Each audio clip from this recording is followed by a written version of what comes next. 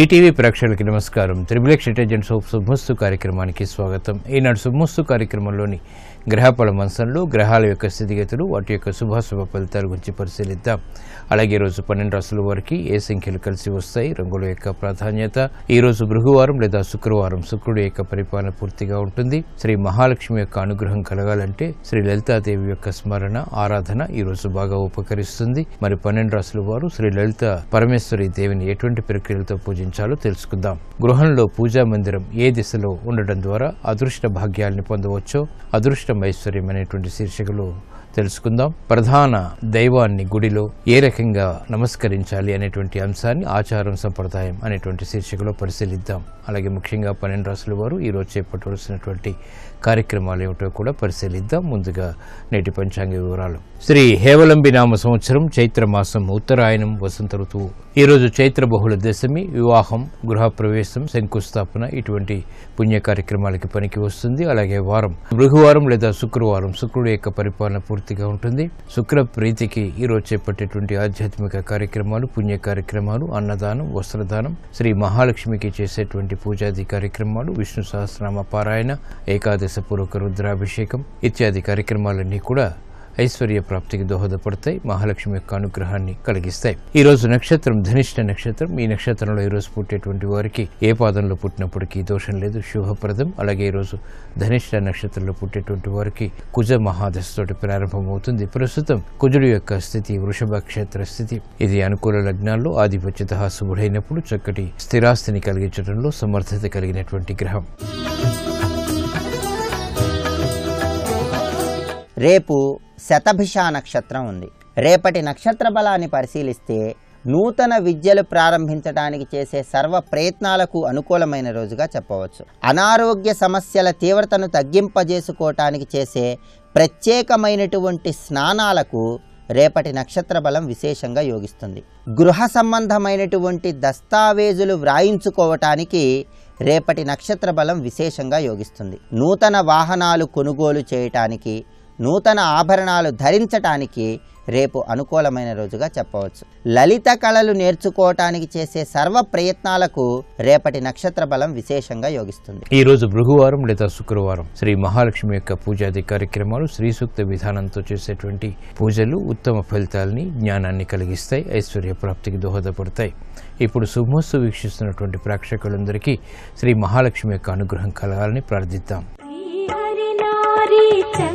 సహోదరి మంగళ రూపిణి సద్గుణవర్షిణి ముని జన సేవిత అభయ ప్రదాయని అష్టలక్ష్మీ త్రిభువన పాలిని శ్రీహరి నారీ చంద్ర సహోదరి మంగళ రూపిణి సద్గుణవర్షిణి ముని జన సేవిత అభయ ప్రదాయని అష్టలక్ష్మీ త్రిభువన పాలిని జయ జయ జయ శ్రీ హరి ప్రియ రాణి శ్రీ మహాలక్ష్మి మంగళదాయని జయ జయ హే మధుసూదన కామిని శ్రీ మహాలక్ష్మి నమోస్తుతే.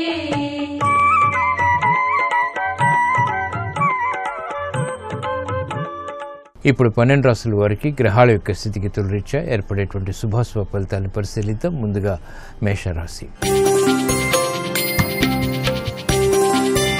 ఈరోజు మేషరాశి వారిని పరిశీలించినట్లయితే ఆధిక్యతతో కూడినటువంటి కార్యక్రమాలు గృహపరంగా చేపట్టగలుగుతారు. రాజకీయ నిర్ణయాలు కలిసి వస్తాయి, వినోదాల్లో పాల్గొంటారు. సంఘీభావంతో కూడినటువంటి కార్యక్రమాలు తద్వారా కార్యసిద్ధి, ఆనందాన్ని పెంచుతుంది. కార్యక్రమాలను వేగవంతంగా చేసేటువంటి తపన పెరుగుతుంది. గృహ సంబంధిత కార్యక్రమాల్లో ప్రశాంతత కూడా నెలకొంటుంది. నూతన కార్యక్రమాలు గృహపరంగా కూడా ప్రారంభించగలుగుతారు. పారిశ్రామిక రంగం వారికి మెరుగైనటువంటి అవకాశాలు ఆర్థికంగా లభిస్తాయి. ఆగిపోయినటువంటి కార్యక్రమాల్ని పునఃప్రారంభించగలుగుతారు. సాఫ్ట్వేర్ రంగం వారికి ఉన్నతి లభిస్తుంది. ఆత్మవిశ్వాసం పెరుగుతుంది, ఆదాయం పెరుగుతుంది. కార్యక్రమాలను వేగవంతంగా స్థిరాస్తి రంగం వారు కూడా చేపట్టగలుగుతారు. అభివృద్ధి కార్యక్రమాల్లో అనుకున్నవి సాధించగలుగుతారు. గృహ సంబంధిత కార్యక్రమాల్లో మహిళలకు ప్రాధాన్యత పెరుగుతుంది. శుభ ప్రయత్నాలు కలిసి కలిసి వస్తాయి. ఆశించినటువంటి కార్యక్రమ నిర్వహణ విద్యార్థులు కొనసాగించగలుగుతారు. క్రమశిక్షణతో కూడినటువంటి కార్యక్రమాలు సినీ రంగం వారికి కలిసి వస్తాయి, ఆదాయాన్ని పెంచుతాయి. ఈ రోజు మీ అదృష్ట సంఖ్య 5. ఆకుపచ్చ వర్ణం రక్షణకి దోహదపడుతుంది. శుక్రవారం సందర్భంగా ఈ రోజు మేషరాశి వారు శ్రీ లలితా పరమేశ్వరి దేవిని సన్నజాజులతో భక్తి శ్రద్ధలతో పూజించడం ద్వారా గ్రహ పీడ తొలగుతుంది, ఐశ్వర్య ప్రాప్తి లభిస్తుంది. విద్యా ప్రయత్నాలు ఈ రోజు మీకు అనుకూలం. ఈ రోజు వృషభ రాశి వారిని పరిశీలించినట్లయితే లాభదాయకమైనటువంటి కార్యక్రమాలు గృహపరంగా కొనసాగించగలుగుతారు. ఆలోచన సంపత్తి పెరుగుతుంది. కార్యక్రమాల్లో మంచి మంచి నిర్ణయాలు తీసుకునేటువంటి అవకాశాలు దగ్గర అవుతాయి. వాహన సౌఖ్యం కొనసాగుతుంది. చేపట్టినటువంటి కార్యక్రమాలపై శ్రద్ధ పెరుగుతుంది. పిల్లల అభివృద్ధి ఆనందాన్ని కలిగిస్తుంది. శ్రమ అధికంగా ఉన్నప్పటికీ ఆశించినటువంటి ప్రయోజనాన్ని పారిశ్రామిక రంగం వారు ఆలస్యంగానైనా పొందగలుగుతారు. వ్యాపార అభివృద్ధి వ్యాపార రంగం వారికి ఆనందాన్ని పెంచుతుంది. కార్యక్రమాన్ని క్రమశిక్షణతో విద్యార్థులు కొనసాగించగలుగుతారు. మహిళలకు ఉన్నతి లభిస్తుంది. కార్యక్రమాన్ని వేగవంతం చేయగలుగుతారు. ఆధ్యాత్మిక రంగం వారికి అనుకూల పరిస్థితులు ఉంటాయి. రాజకీయ రంగం వారికి మెరుగైనటువంటి అవకాశాలు లభించినప్పటికీ సద్వినియోగపరచుకోలేకపోతారు. కార్యక్రమ నిర్వహణలో జాప్యాలు స్థిరాస్తి రంగం వారికి కొనసాగుతాయి. ఆదాయం కూడా ఉంటుంది. కార్యక్రమాలను వేగవంతంగా కళారంగం వారు ప్రారంభించగలుగుతారు. ఈ రోజు మీ అదృష్ట సంఖ్య 6. తెలుపు వర్ణం ప్రశాంతతను పెంచుతుంది. శుక్రవారం సందర్భంగా ఈ రోజు వృషభ రాశి వారు శ్రీ లలితా పరమేశ్వరి దేవిని తెల్ల గులాబీలతో భక్తి శ్రద్ధలతో పూజించడం ద్వారా ప్రశాంత పరిస్థితుల్ని గృహరీత్యా ఆహ్వానించగలుగుతారు. వాహన కొనుగోలు వంటివి ఈ రోజు మీకు అనుకూలం, లాభదాయకం. ఈ రోజు మిథున రాశి వారిని పరిశీలించినట్లయితే ఉద్యోగ సంబంధిత ప్రయత్నాలు కలిసి వస్తాయి. ఆదాయాన్ని పెంపొందింప చేసుకునేటువంటి అవకాశాలు కూడా దగ్గరవుతాయి. రాజకీయ పరమైనటువంటి అంశాలు బాగా లాభిస్తాయి. యుక్తితో కూడినటువంటి కార్యక్రమాలు వ్యాపార రంగం వారు ప్రారంభించగలుగుతారు. ప్రయోజనాలు సాధించగలుగుతారు.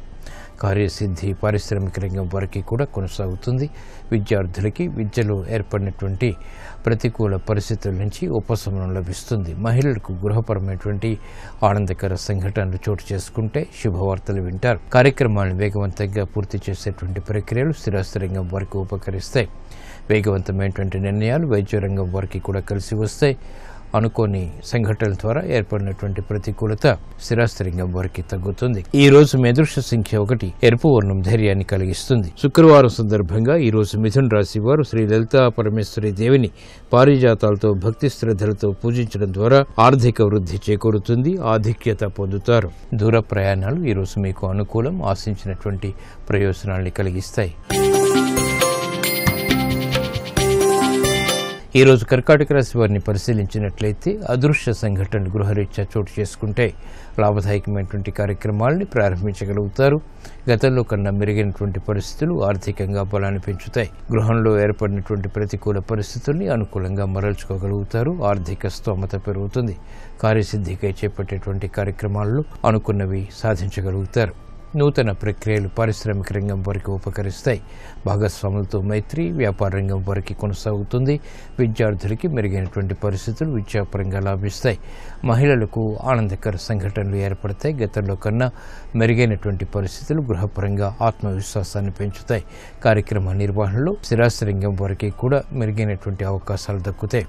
లాభదాయకమైనటువంటి కార్యక్రమాలని ప్రారంభించగలుగుతారు. ఆశాజనకమైనటువంటి వాతావరణం ఆర్థికంగా వారికి కొనసాగుతుంది. నూతన ఉత్సాహం వైద్య వృత్తి వారికి పెరుగుతుంది. కార్యక్రమ నిర్వహణలో వ్యవసాయ రంగం వారికి అవకాశాలు ఆనందాన్ని పెంచుతాయి. సినీ రంగం వారికి అనుకూలం. ఈ రోజు మీ అదృష్ట సంఖ్య 3. పసుపు వర్ణం త్వరితగతిని శుభాల్ని కలిగిస్తుంది. శుక్రవారం సందర్భంగా ఈ రోజు కర్కాటక రాశి వారు శ్రీ లలితా పరమేశ్వరి దేవిని తెల్ల చామంతులతో భక్తి శ్రద్ధలతో పూజించడం ద్వారా వేధిస్తున్నటువంటి సమస్యలకు పరిష్కారాలు లభిస్తాయి. ఆర్థిక లావాదేవీలు సంభాషణలు ప్రక్రియలు ఈ రోజు మీకు అనుకూలం. ఈ రోజు సింహరాశి వారిని పరిశీలించినట్లయితే కార్యక్రమాలను వేగవంతంగా పూర్తి చేయగలుగుతారు. మనోవేదనలు తగ్గుతాయి. చేపట్టినటువంటి కార్యక్రమాలపై శ్రద్ధ పెరుగుతుంది. పట్టుదలతో కూడినటువంటి కార్యక్రమాలు తద్వారా విజయాలు చేతికి అందుతాయి. ఆర్థిక స్తోమత పెంపొందింప చేసుకోవడానికి చేసేటువంటి ప్రయత్నాలు లాభిస్తాయి. కార్యక్రమాలను వేగవంతంగా పూర్తి చేయాలనేటువంటి తపన కూడా పెరుగుతుంది. పారిశ్రామిక రంగం వారికి మెరుగైనటువంటి అవకాశాలు లభిస్తాయి. ఆర్థిక సహాయ సహకారాలు కూడా వ్యాపార రంగం వారికి యుక్తితో కూడినటువంటి కార్యక్రమాల ద్వారా విజయాలు సిద్ధిస్తాయి. ప్రత్యర్థులు బలహీనపడతారు. శత్రు భీతి పోతుంది. ఏర్పడుతుంది. కార్యక్రమాల్లో కార్యసిద్ధి ఏర్పడుతుంది.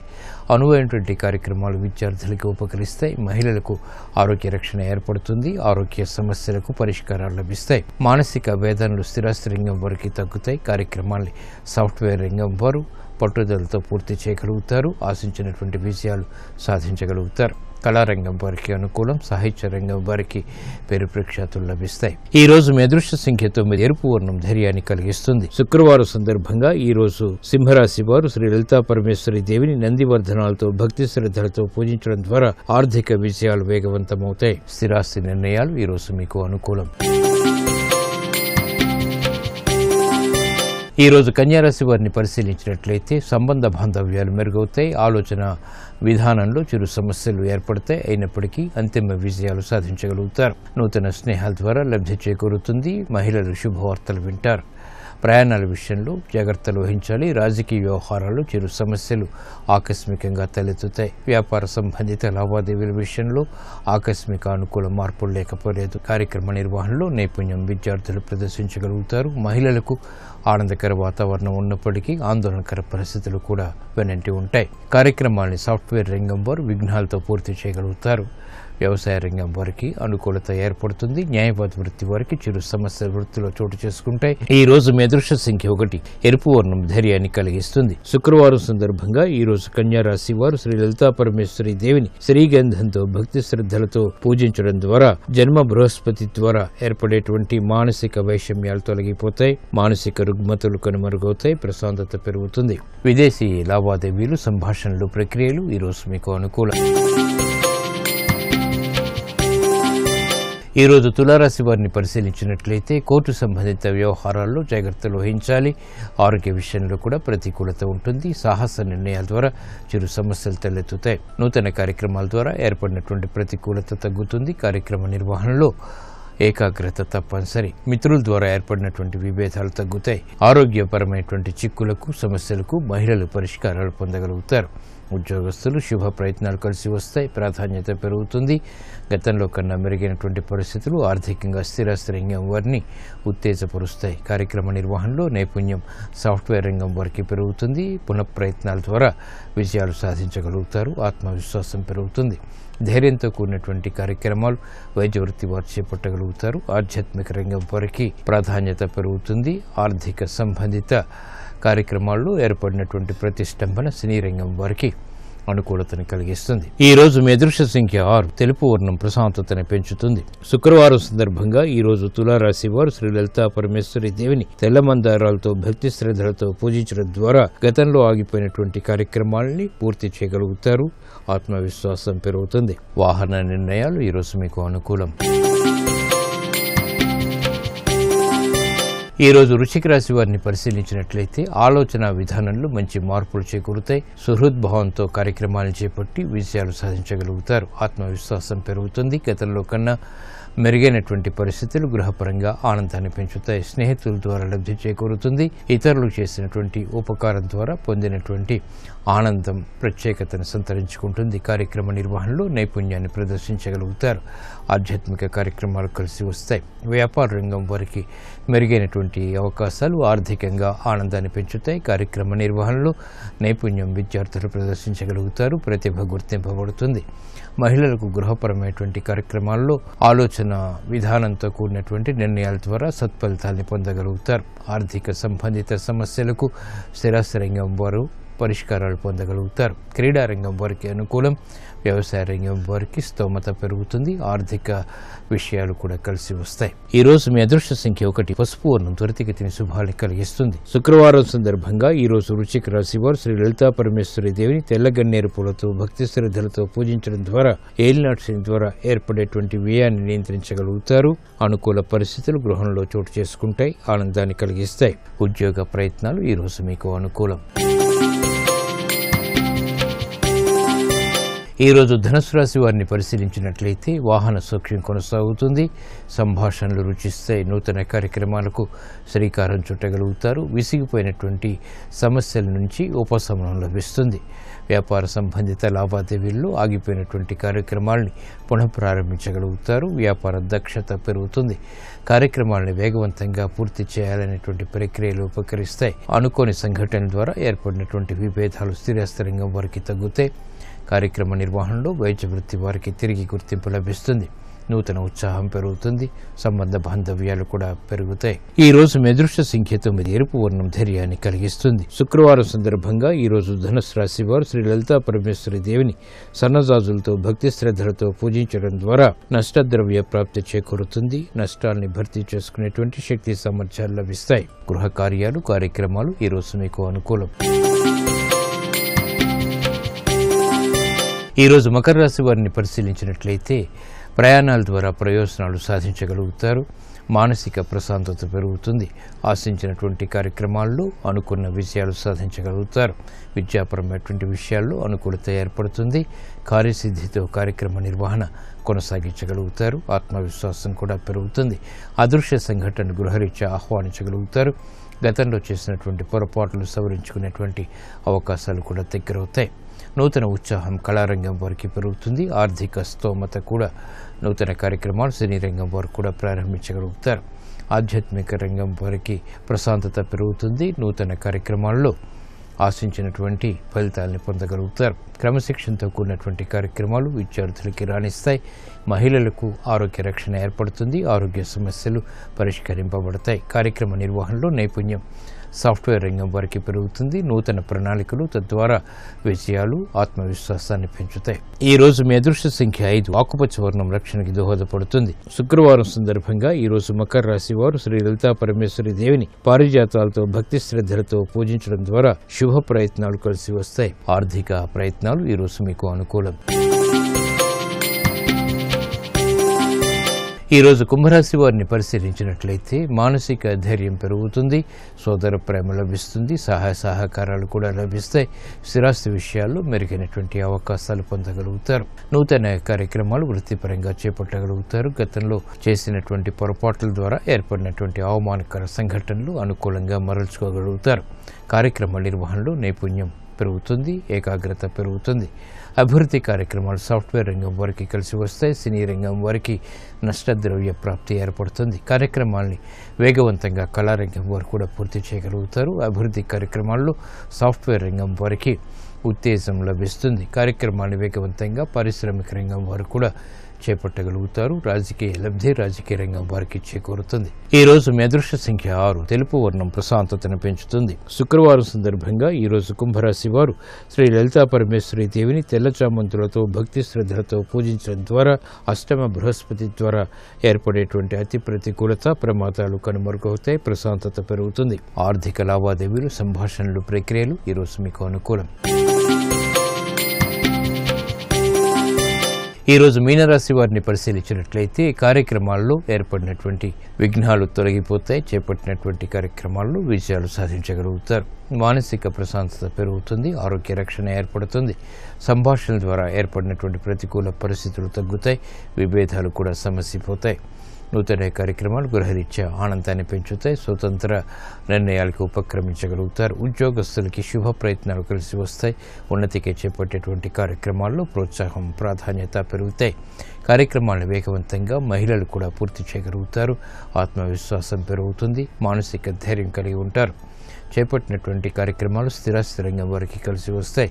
క్రీడా రంగం వారికి విజయాలు తథ్యం. చేపట్టినటువంటి కార్యక్రమాలు సినీ రంగం వారికి కూడా మెండైనటువంటి అవకాశాలను కలిగిస్తాయి. ఆదాయాన్ని కూడా పెంపొందింపచేస్తాయి. కార్యక్రమాలను వేగవంతంగా వైద్య వృత్తి వారు పూర్తి చేయగలుగుతారు. గుర్తింపు లభిస్తుంది. ఈ రోజు మీ అదృష్ట సంఖ్య 2. ఎరుపు వర్ణం ధైర్యాన్ని కలిగిస్తుంది. శుక్రవారం సందర్భంగా ఈ రోజు మీనరాశి వారు శ్రీ లలితా పరమేశ్వరి దేవిని తెల్ల గులాబీలతో భక్తి శ్రద్ధలతో పూజించడం ద్వారా మానసిక ధైర్యం పెరుగుతుంది. శుభ ప్రయత్నాలు కలిసి వస్తాయి. సంతోష వార్తలు వింటారు. కోర్టు సంబంధిత వ్యవహారాలు ప్రక్రియలు సంభాషణలు ఈ రోజు మీకు అనుకూలం.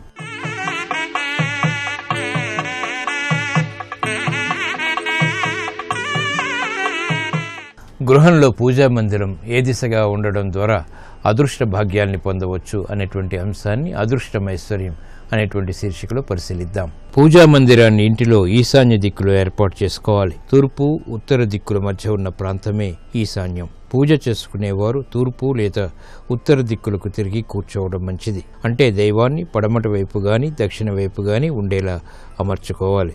ఇంటి వైశాల్యాన్ని బట్టి వీలు లేకపోతే చిన్న అల్మారా వంటివి పెట్టుకోవచ్చు. కనీసం ఒక్క ప్రతిమ లేదా ఫోటో అయినా ఈశాన్య దిక్కున ఉంచుకుని భక్తి శ్రద్ధలతో పూజించడం ద్వారా శుభ ఫలితాలు ఏర్పడతాయి. గుడిలో ప్రధాన దైవాన్ని నమస్కరించేటువంటి పద్ధతులు ఏమిటో ఆచారం సంప్రదాయం అనేటువంటి శీర్షికలో పరిశీలిద్దాం. గుళ్ళో దేవునికి ఎదురుగా నిలబడి నమస్కారం పెట్టకూడదు. ఒక పక్కగా నిలబడి నమస్కరించాలి. స్వామివారికి ఎదురుగా ఉండే ఆయన వాహనానికి మధ్యన నిలబడకూడదు. ప్రాణప్రతిష్ఠ చేసేటువంటి క్రమంలో ఎన్నో శక్తుల్ని స్వామి ప్రతిమలోకి ఆహ్వానిస్తాం. ఆ శక్తిని మనం తట్టుకోలేం కనుక ఎదురుగా నిలబడకూడదన్నటువంటి నియమం ఏర్పడింది. ఇది శని ఆలయంలో వర్తించదు. శనేశ్వరునికి ఎదురుగా మాత్రమే నిలబడి నమస్కరించాలి.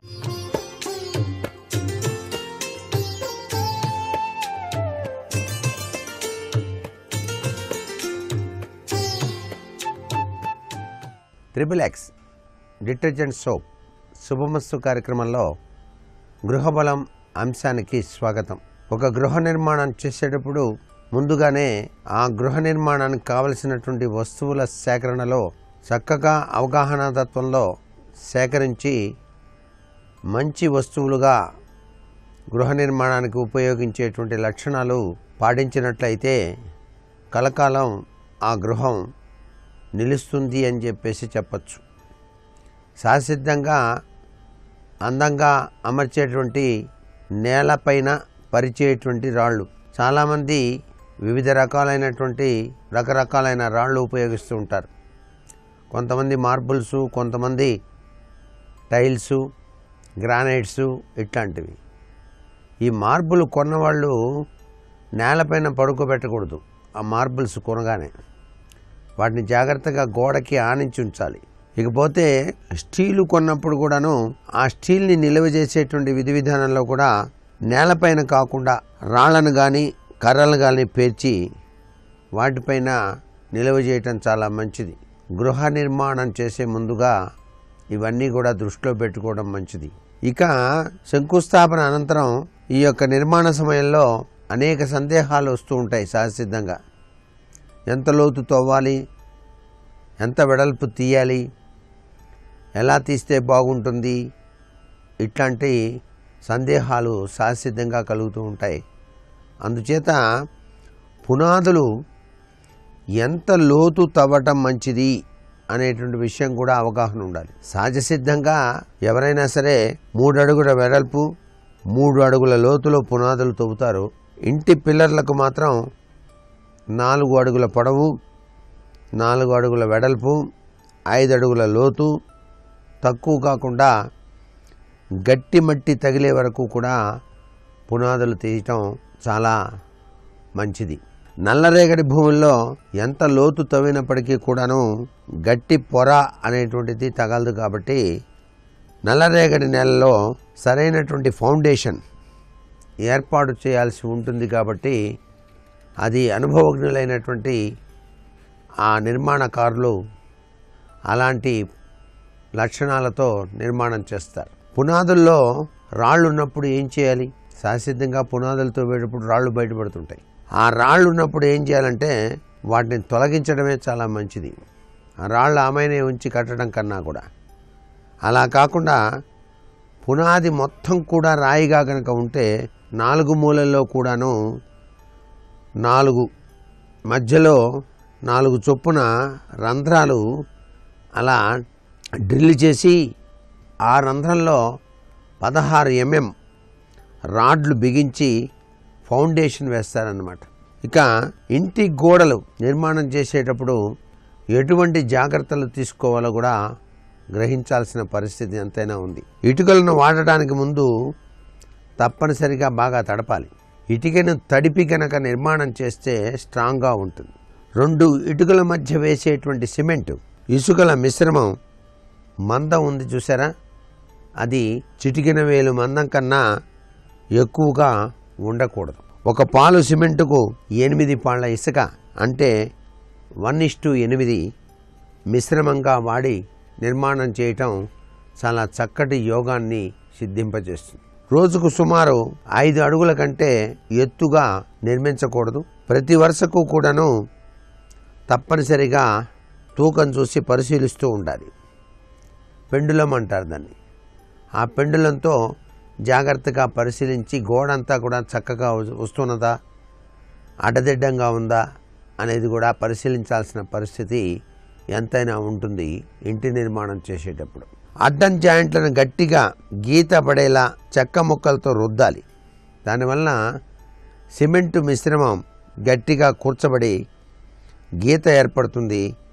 దీనివల్ల ఆ ప్లాస్టరింగ్కు మంచి పట్టు ఏర్పడుతుంది అని చెప్పచ్చు. ఇటుక గోడను ఒక్క రోజులో అన్ని వైపులా సమాన ఎత్తు నిర్మిస్తూ పోవాలి. ఒకవైపు ఎత్తు తక్కువ, ఒకవైపు ఎత్తు మరీ పెంచి ఇట్లా కట్టకూడదు. నిర్మాణం చేసేటప్పుడు 4 వైపులా సరిసమానంగా కట్టే తీరుతెన్నులు పాటిస్తూ పోతే చాలా చక్కగా ఆ నిర్మాణం తయారవుతుంది అనేటువంటి విషయం కూడా ఇక్కడ మనం గుర్తుపెట్టుకోవడం మంచిది. నీళ్లు కలిపిన సిమెంటు ఇసుక మిశ్రమాన్ని సహసిద్ధంగా ఎంత సమయంలో వాడాలి? కొంతమంది ఏం చేస్తారంటే ఒకేసారి భారీగా కలిపేస్తారు. సిమెంటు అను ఇసుక కలిపి ఆమెను ఉంచుతారు. అలా ఎప్పుడూ చేయకూడదు. గోడల నిర్మాణానికి వాడేటువంటి సిమెంటు ఇసుక మిశ్రమంలో నీళ్లు కలిపిన తర్వాత 30 నిమిషాల లోపే వాడాలి. అంతకంటే ఎక్కువ సమయం తీసుకుంటే నిర్మాణ నాణ్యత దెబ్బతింటుంది. అంతేకాకుండా స్లాబులు, పిల్లర్సు, భీములకు వాడే సిమెంటు ఇసుక కంకర మిశ్రమాలని కూడా కలిపిన 30 నిమిషాల లోపే వాడాలి. కొత్త సిమెంటు నిర్మాణాన్ని నీటితో తడపడాన్ని క్యూరింగ్ అని చెప్పేసి అంటారు. పని పూర్తయిన 24 గంటల తర్వాతనే క్యూరింగ్ ప్రారంభించాలి. ఇటుక గోడలకైతే 7 నుంచి 14 రోజుల పాటు, స్లాబ్ భీములకైతే 14 నుంచి 21 రోజుల పాటు, ప్లాస్టరింగ్ ఫ్లోరింగ్లకైతే 7 రోజులు క్యూరింగ్ చేయాలి. ఇలా చేసటం వల్ల మీ గృహం పరిపూర్ణంగా చాలా గట్టిగా నిర్మాణం జరిగినట్టుగా ఉంటుంది అని చెప్పేసి మనకి వాస్తుశాస్త్రరీత్యా గమనించవలసినటువంటి ముఖ్య అంశాలుగా చెప్పాలి. నిర్మాణం సరిగా లేనప్పుడు ఎన్ని శాస్త్రాలు చదివినా అవన్నీ వ్యర్థమే అవుతాయి.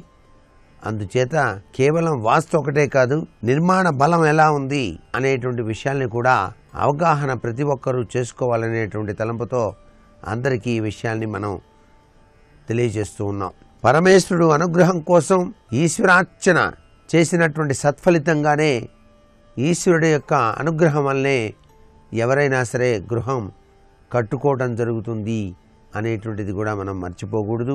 గృహ నిర్మాణం అంతా కూడాను పూర్తయిన తర్వాత దానికి అమర్చినటువంటి అనేక రకాలైనటువంటి హంగులు, అలాగే కలర్స్ విషయంలో కూడా సరైనటువంటి నిర్ణయాలు కైకొనటం చాలా మంచిది. చాలామంది ఇటీవల కాలంలో ఆ కలర్స్ విషయంలో ఏం చేయాలి పాలుపోలేని పరిస్థితి కూడా ఉంటుంది. తమకిష్టం వచ్చినటువంటి రంగును సెలెక్ట్ చేసుకుంటున్నారు తప్ప ఈ యొక్క భవంతికి ఈ కలర్ వేస్తే ఎంతో అందంగా ఉంటుంది అనేటువంటిది ముందరగానే సెట్ చేసుకోండి. అలాగే గృహము కాంపౌండ్ వాల్ కట్టిన తర్వాత ఆ ఖాళీ ప్రదేశం ఉంటుంది ముందు భాగాన, అక్కడ చక్కగా అందమైన పూల మొక్కలు నాటేటువంటి తీరుతెన్నుల్లో చాలా బిల్డింగ్కి తగ్గట్టుగా అందంగా ఉండటానికి వీలుగా ఆ పూలు అన్నీ పూసేటువంటి పూల చెట్లు అమర్చేటువంటి రీతిలో చక్కగా నిర్మాణాత్మక చర్య చేపట్టి వాటికి అందంగా గ్రానైట్స్ కూడా అమర్చవచ్చు.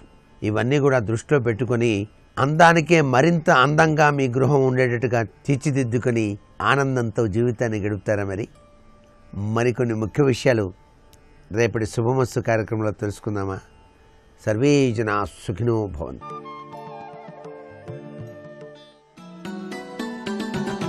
गोवर्धनोद्धार गोपरिपाल गोपाल कृष्ण हरे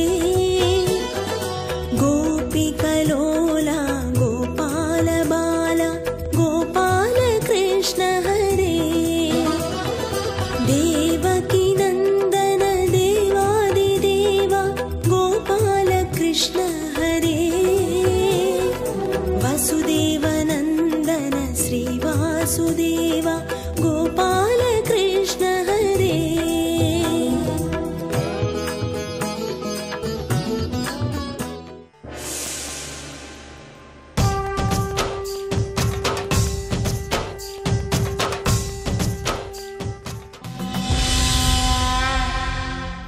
ఎప్పుడైనా ఎక్కడైనా ఓ ఇల్లు కట్టుకున్నాడు అనుకోండి, ఎవరైనా దాన్ని గృహప్రవేశం చేస్తున్నాడు అనుకోండి, ఆ గృహప్రవేశం చేసేటప్పుడు బంధువుల్ని పిలుస్తాను, మా అన్నదమ్ములందరినీ పిలుస్తాను, మా అక్క చెల్లెళ్ళందరినీ పిలుస్తాను అన్నాడు అనుకోండి, అందరినీ పిలుస్తాడు.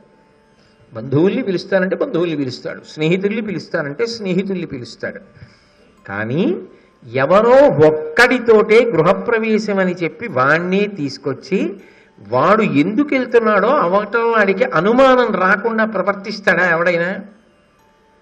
ధృతరాష్ట్రుడు చేసిన పన్నాగం అదే. జీవితంలో ఒక గొప్ప సభామంటపం కట్టాడు. కట్టి ఆ సభామంటపంలోకి అన్నదమ్ములందరూ కలిసి వెడతారు. గృహప్రవేశం, చక్కగా అక్కడ అందరూ కూర్చుంటారు, కూర్చుని ముచ్చట్లు ఆడుకుంటారు, సంతోషంగా గడుపుతారు. దానికి బంధువులందరినీ పిలుస్తున్నాను, ధర్మరాజుని కూడా రమ్మనండి అని చెప్పి కబురు చేసి తీసుకొచ్చాడు. అందుకే మీరు జాగ్రత్తగా గమనించండి, స్త్రీలు ఎవ్వరూ లేరు ఆ రోజున సభలో. అక్కడ ఆ ద్యూతం జరిగినటువంటి సమయంలో కుంతీదేవి లేదు. ఎందుకని లేదు అంటే, అది ఏదో మగవాళ్ళందరూ అక్కడ కూర్చుని గృహప్రవేశానికి వచ్చి ఆ సభామంటపంలోకి వెళ్ళి ఏదో వినోదం కోసం ద్యూతం, ఏదో కాలక్షేపం చేస్తున్నారు అనుకున్నారు. అందుకే కుంతీదేవి లేదు. మీరు ఒక్కటి గమనించండి, ఒకానొకప్పుడు కుమారాస్త్ర విద్యా ప్రదర్శన సమయమునందు కర్ణుడు వేసినటువంటి బాణానికి దట్టమైన చీకట్లో ఆవరించి అర్జునుడు కనపడకపోతే కుంతీదేవి స్పృహ తప్పి పడిపోయింది. విదురుడు వచ్చి చందనోదకాన్ని చల్లి ఆవిడికి స్పృహ చెట్టు చేశాడు. అటువంటి కుంతీదేవి కళ్ళ ముందు కోడలకి అంత పరాభవం జరుగుతుంటే అసలు కుంతీదేవి తట్టుకోగలదా? అక్కడ లేదు కుంతీదేవి. ద్రౌపదీదేవి అందుకే లేదు, వేరు మందిరంలో ఉంది. వీళ్ళందరూ వేరు మందిరంలో ఉన్నారు. ఉన్నప్పుడు వినోదం కోసం అని మొదలుపెట్టి శకునితో ఆడమని పందాలు పెట్టించి జూతం వద్దు వద్దు, అందులో సంస్కృత భారతంలో మరీ స్పష్టంగా ఉంటుంది, వద్దు వద్దు వద్దు అని చెప్తున్నా కూడా ఆడించి బంధువులు ఎవరికి అనుమానం రాకుండా ఒక్క పాండవులని పిలిపించి సభాప్రవేశం చేయించినట్టుగా చేయించి మోసంతో శకుని ద్వారా ధర్మరాజు గారి యొక్క ఐశ్వర్యాన్నంతటినీ కొల్లగొట్టారు. ఇది తెలీదా దుర్యోధనుడికి? తండ్రి ఏ మార్గం నేర్పాడో ఆ మార్గంలో కొడుకెడుతున్నాడు ఇప్పుడు. అందుకని నేను ఇప్పుడు చేశాను తప్పు, నా దోషం ఏమిటి? ఓడిపోయిన వాడు ధర్మరాజు, అందుకు వెళ్ళాడు అరణ్యవాసం అజ్ఞాతవాసానికి. సరి మంచిదే. అజ్ఞాతవాస అరణ్యవాసాల షరతు విధించే ముందు వాళ్ళు అనుకున్నది ఏమిటంటే 12 ఏళ్ళు అరణ్యవాసం సృష్టించిపోతారు. మానసికంగా క్షోభ ఉంటుందిగా, ఇదేమిట్రా అంతఃపురవాసం మానేసి రాజ్యాధికారం పోయి అరణ్యాల్లో తిరగడం ఏమిటి మనం అన్న బాధ మానసికంగా కుంగిపోయేట్టు చేస్తుంది. ఎంత కుంగిపోయేటట్టు చేసినా దీపాన్ని ఎలా దాచడం సాధ్యం కాదు. దీపాన్ని మూట కడతారా? ఎలా కుదురుతుంది? పాండవులకు అజ్ఞాతవాసం ఎలా చెల్లుతుంది? వాళ్ళ సహజమైన తేజస్సులు ఎలా తాగుతాయి? ఇంతమంది గూఢచారులు ఉన్నారు దుర్యోధనుడికి, ఎక్కడ ఏ వేషంలో ఉన్నా పసిగట్టరు. పసిగడితే అజ్ఞాతవాస భంగం అయితే మళ్ళీ 12 ఏళ్ళ అరణ్యవాసం, మళ్ళీ అజ్ఞాతవాసం. అంటే ఇక జీవితంలో పాండవులు రారు రాజ్యానికి, అది వాళ్ళ నమ్మకం. అందుకే అరణ్యవాస అజ్ఞాతవాసములు పూర్తి చేసి వచ్చినప్పటికీ రాజ్యం ఇవ్వబడదు అన్న షరతు పెట్టల. వాళ్ళు ఏమని నిశ్చయం చేసుకున్నారంటే, వీళ్ళు దొరుకుతారు అరణ్యవాసంలో, తెలుస్తూనే ఉంటారు, అజ్ఞాతవాసంలో మనం పట్టుకోగలం అనుకున్నారు. కానీ ఈశ్వరుడు ఒకడు ఉన్నాడు కదూ, వాళ్ళు పట్టుకోలేకపోయారు. వాళ్ళు అనుకోని విషయంగా ఇది తిరగబడింది. అక్కడ జవాబు లేదు. ఎలా? మీ రాజ్యం మీకు ఇవ్వమనడానికి ధార్మికమైనటువంటి సమర్థత ఏది అక్కడ? ఎలా మాట్లాడతారు? అందుకే ఎంతసేపు ఏమంటారంటే, అసలు పాండవులకు రాజ్యం ఎందుకు ఇవ్వాలి? ధృతరాష్ట్రుడి చమత్కారం ఏమిటో తెలుసా? పాండవులు రాజ్యం అడుగుతారేమోనని చెప్పి రాయబారం యువతల వైపు నుంచి పంపించేటప్పుడు సంజయుణ్ణి పిలిచి, నువ్వు వెళ్ళి రాయబారం చెప్పు పాండవులకు. ధర్మరాజుతో మాట్లాడేటప్పుడు చాలా జాగ్రత్త, ఎక్కడ రాజ్యభాగం ఇస్తామన్న మాట చెప్పకు. అందరూ అన్నదమ్ములు కలిసి ఉండాలి, దెబ్బలాడుకోవడం తప్పు కదా. రాజ్యం కోసం వాళ్ళ మీద దండెత్తుతావా? పెదనాన్నగారి మీద అలా మాట్లాడచ్చా అని చెప్పు అంతే. రాజ్యం ఇస్తామని చెప్పకు, రాజ్యం ఇవ్వం కానీ వాళ్ళు కలిసి ఉండాలి. ఎలా ఉంటారు అంటే ఆయన అత్యాశ అటువంటిది ధృతరాష్ట్రుడు. ఇది ఒక చోట కనబడదు. మీరు భారతాన్ని అంతటినీ పరిశీలనం చేస్తే ధృతరాష్ట్రుడి యొక్క శీలం బయటికి వస్తుంది. అదే మార్గంలో దుర్యోధనుడు ఎడుతున్నాడు. అయితే ఎవరితో మాట్లాడుతున్నాడు? కృష్ణుడితో మాట్లాడుతున్నాడు. ఇవి చెప్తే తెలియనంత అమాయకుడు ఆయన. ఆయన్ని బుకాయించడం అంత తేలిక విషయమా? అందుకే ఆయన అన్నాడు, అరయంగ తప్పు లేదంటి నీ వలన కీడొకనాడు చేసియు ఒక్కనాడు చేయవే, నీ జనించిన యది యాదిగా నుడుగక పాండవేయులకు చాలా నిగుచేసితివి. విషమిడి పెనుబాముల కరపించి నీటిలో కట్టి త్రోచి లక్కయిల్ కాల్చి పెక్కు భంగుల సంపదలచిన చావక ధర్మరక్ష చేసి నెగడి రాచసిరి నొందియున్న జూపోపక ఈవు తీవ్ర పాపబుద్ధి కసలి జూదమొకటి కల్పించి కపటంబు చేయ దాననెల్ల చెటుబుట్టే. నీకు తెలియనట్టు మాట్లాడకు దుర్యోధన. తెలిసి నువ్వు దబాయిస్తే తెలియని వాణ్ణి కాను. నీ దబాయింపులు నా దగ్గర కుదరవు. అసలు నువ్వు పుట్టినప్పటి నుంచి నీకు పాండవుల మీద ద్వేషమే. అందుకే ఒకనాడు వాళ్ళ మీద ఎంత కక్ష పెట్టుకున్నావంటే చిన్నతనంలోనే విషమిచ్చి చంపాలనుకున్నావు. పెనుబాముల కరపించి పాముల చేత కరిపించి చంపించాలనుకున్నావు. భీముడి పట్ల ప్రయోగించవా? అలాగే నీటిలో కట్టి త్రోయించి నీటిలో కాళ్ళు చేతులు కట్టి గంగలో తోయించేశావు. లక్కయిల్ కాల్చి లక్క ఇంట్లో పెట్టి కాల్చావు. ఒకటా రెండా? పిక్కు భంగుల సంపదలచిన ఎన్నో రకాలుగా చంపాలని చూశావు. కానీ వాళ్ళని ఎవరు రక్షించారో తెలుసా? సావక ధర్మరక్ష చేసి నెగడి రాచసిరి పొందియున్న చూపోపక.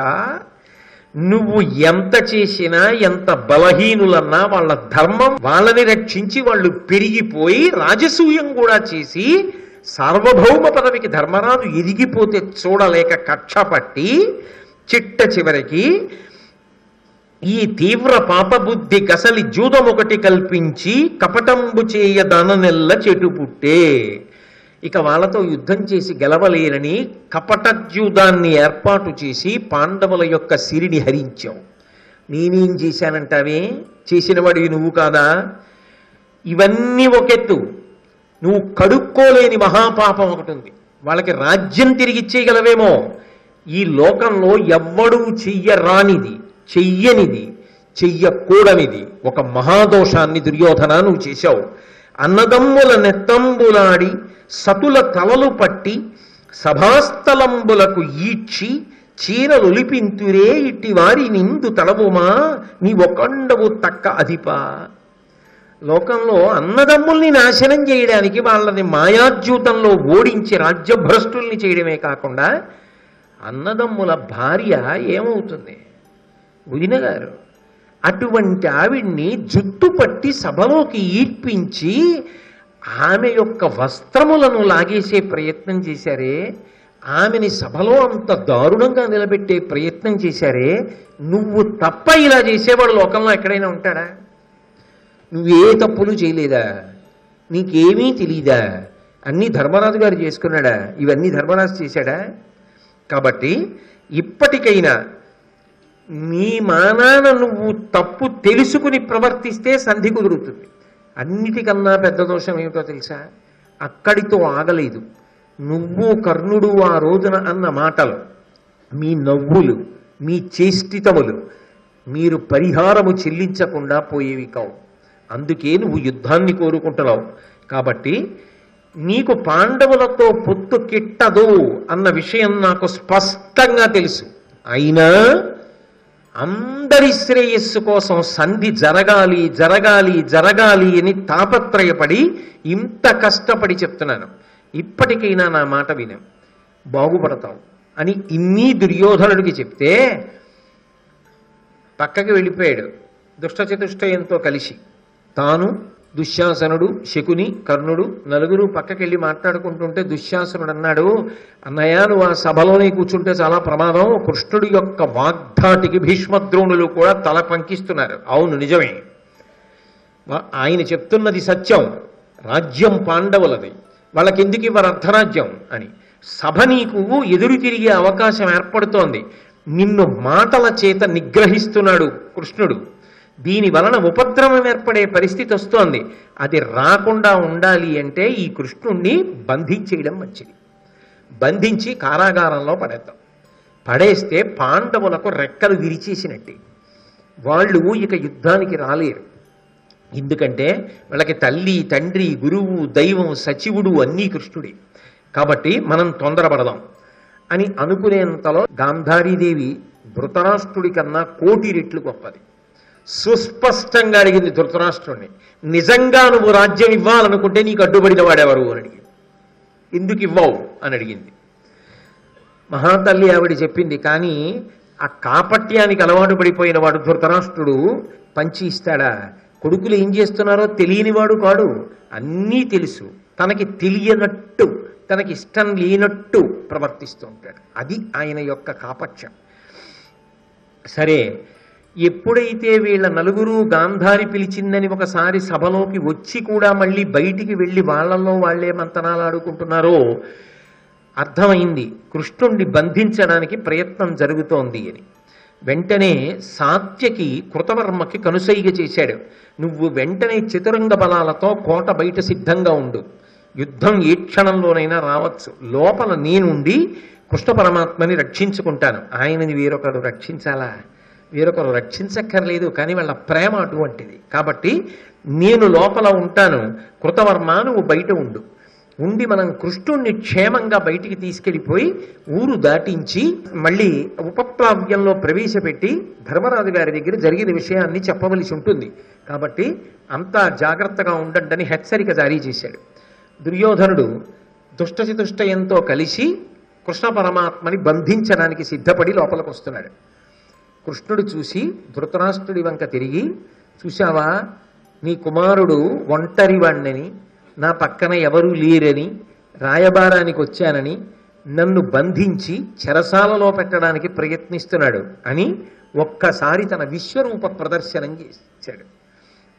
ఆయన విశ్వరూపం చూపించేటప్పటికీ ఆ నుదుట బ్రహ్మదేవుడు, వక్షస్థలంలో రుద్రుడు, ముఖంలో అగ్ని, పార్శ్వ ప్రదేశాలలో ఇంద్రుడు, యముడు, వరుణుడు, కుబేరుడు, ద్వాదశాదిత్యులు, మరుత్తులు, విశ్వేదేవతలు, అశ్వినులు వీళ్ళందరూ కనబడ్డారు. నాగలి గాంధీవం చేతులలో పట్టుకొని ఆ ఎడమ కుడి భాగముల యందు బలరాముడు, అర్జునుడు కనపడ్డారు. వీపులో ధర్మరాజు గారు, భీముడు, నకులుడు, సహదేవుడు ఆయుధములు పట్టుకుని కనపడ్డారు. అలాగే హస్తాలలో అనేకమైనటువంటి ఆయుధాలను పట్టుకుని యదు, వృష్ణి, భోజక, అంధక వంశములకు చెందినటువంటి బంధువులు ఎందరో ఆయన యొక్క తొడలలోంచి ఉద్భవించి 1,00,00,000 మంది కనపడ్డారు. భగవంతుడైనటువంటి ఆ పరమపురుషుడి యొక్క చేతులలో శంఖం, చక్రం, గద, ఖడ్గం, శక్తి, శార్ంగం మొదలైనటువంటి ఆయుధాలన్నీ ప్రకాశిస్తున్నాయి. ఆయన యొక్క నేత్రములలోంచి, కర్ణరంధ్రములలోంచి, నాసికారంధ్రములలోంచి భయంకరమైనటువంటి అగ్ని జ్వాలలు బయటికి వస్తున్నాయి. ఆయన యొక్క రోమ కోపములలోంచి సహస్ర సూర్యులు ఉదయించినంత కాంతి బయటికి వస్తోంది. ఆ రూపాన్ని చూడలేక ఆ సభలో ఉన్నటువంటి వాళ్ళందరూ కన్నులు మూసుకుని హాహాకారాలు చేసి స్పృహ తప్పి పడిపోయారు. ఆయన మాత్రం ప్రత్యేకంగా దివ్య దృష్టినిచ్చి నారదుడు, కణ్వుడు మొదలైనటువంటి మహర్షులను అనుగ్రహించాడు. అలాగే భీష్మ, ద్రోణ, విదుర, సంజయుల వైపు దయార్ద్ర దృక్కులతో చూసి ఆయన ఆ విశ్వరూపాన్ని సందర్శించడానికి కావలసినటువంటి అర్హతను, అధికారాన్ని కటాక్షించాడు. అప్పుడు ఆ సభలో పెద్ద కలకలం రేగింది. ఎందుకని అంటే సభలో ఉన్న వాళ్ళందరూ స్పృహ తప్పిపోయారు. కలకలం ఎక్కడిది అంటే పెద్ద పెద్ద భేరీలు భోగించారు దేవతలు. కల్పవృక్షములు తమ కొమ్మలకు పూసినటువంటి పుష్పములన్నిటినీ కూడా కృష్ణ భగవానుడి మీద వర్షించాయి. సిద్ధులు, సాధ్యులు, విద్యాధరులు, దేవతా బృందములు మొదలైనవన్నీ కూడా భక్తితో జయ జయధ్వానాలు చేశాయి. అప్సరోగణమంతా నాట్యం చేశారు. ధృతరాష్ట్ర మహారాజు గారు కంగారు పడ్డాడు. ఏమవుతోంది సభలో, ఏమవుతోందని అడిగాడు. శ్రీకృష్ణ పరమాత్మ విశ్వరూప ప్రదర్శనం చేశాడు. సభలో మిగిలిన వారందరూ స్పృహ తప్పిపోయారు. ఒక్క భీష్మ, ద్రోణాది మహాపురుషులు, విదురుడు, సంజయుడు మొదలైన వాళ్ళు, మహర్షులు మాత్రం దర్శనం చేశారు అన్నారు. అనేటప్పటికీ కృష్ణ పరమాత్మకి 2 చేతులు కైమోడ్చి నమస్కరించి, కృష్ణ, నా బ్రతుకులో చూసినది లేదు, ఒక్కసారి నీ విశ్వరూపాన్ని చూడడానికి నాకు అవకాశం కల్పించవలసింది అని అడిగాడు. ఎంత చెడ్డవాడైనా ఒక సత్పురుషుడు విదురుడితో కలిసి ఉండడం అలవాటైన వాడు. సత్సంగం అంత గొప్పది. విదురుడితో కలిసి ఉంటాడు కాబట్టి దివ్యమైనటువంటి దృష్టిని అనుగ్రహించాడు ధృతరాష్ట్రుడికి. ధృతరాష్ట్రుడు కూడా శ్రీకృష్ణ పరమాత్మ యొక్క విశ్వరూపాన్నంతటినీ చూడగలిగాడు.